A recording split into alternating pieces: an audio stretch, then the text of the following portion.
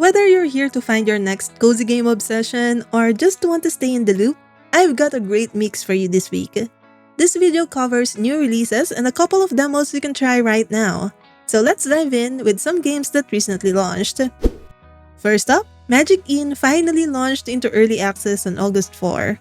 This release was delayed twice, but the small 3-person dev team was honest about being too ambitious with their timeline for their very first game, and I appreciate the transparency. In Magic Inn, you're an exiled wizard turned innkeeper working to build a 5-star magical inn. You'll manage menus, staff, guest rooms, and relationships while uncovering a story of tragedy and redemption.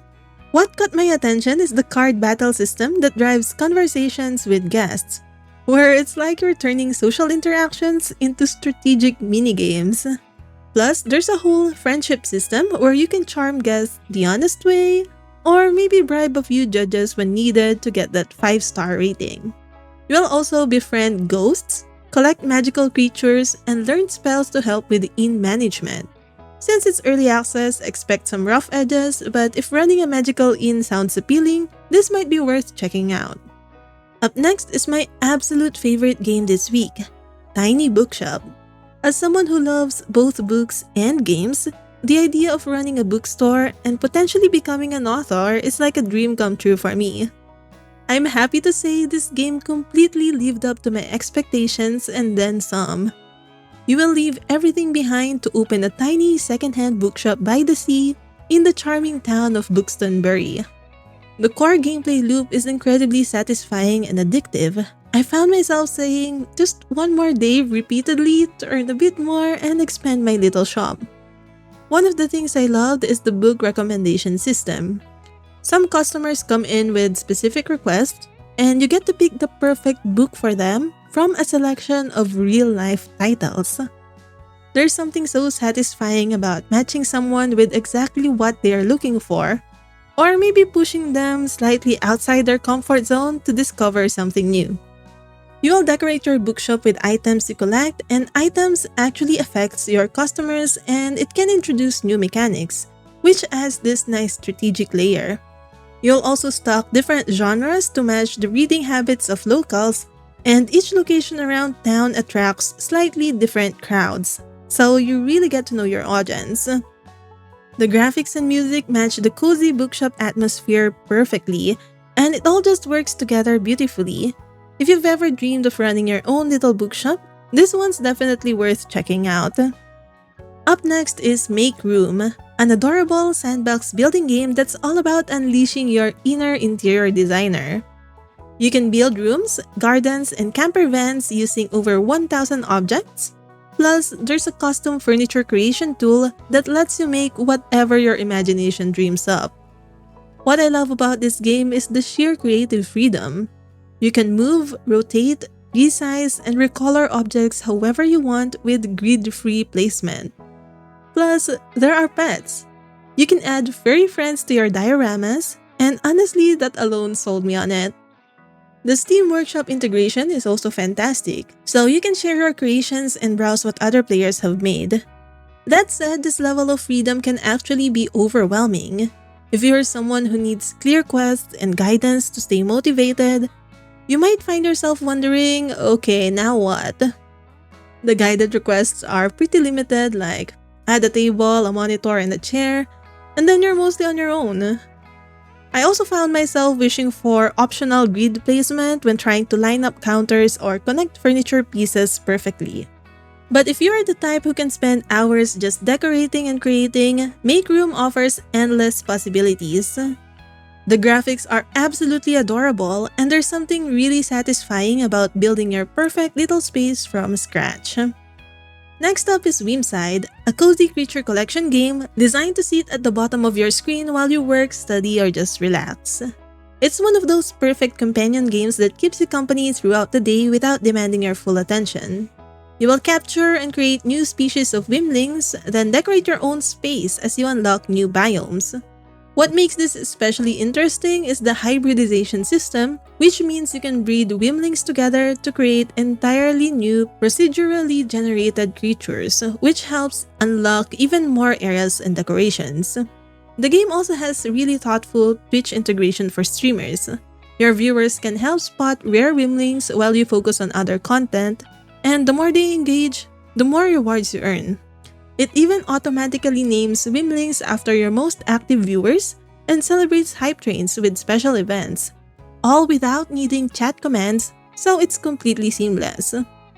Whether you're looking for a chill background game or something cozy to stream alongside art or chatting content, Whimside seems like it could be a lovely little companion to have around. Then we have Ritual of Raven, a story-based farming sim with a twist. You don't actually do the farming yourself. Instead, you enchant magical arcana constructs to grow your herb garden while you focus on witchy rituals and portal mysteries. The story starts when you fall through an unstable portal and meet Sage, a local witch who takes you on as her apprentice. With your familiar Raven by your side, you will help search for her missing familiar, Flufferstoop, while working to stabilize the troublesome portals affecting the village. Apparently, harvesting lavender with your hands destroys its magical properties, so you use a mystical deck of cards to enchant your constructs, to plow, sow, water, and harvest for you.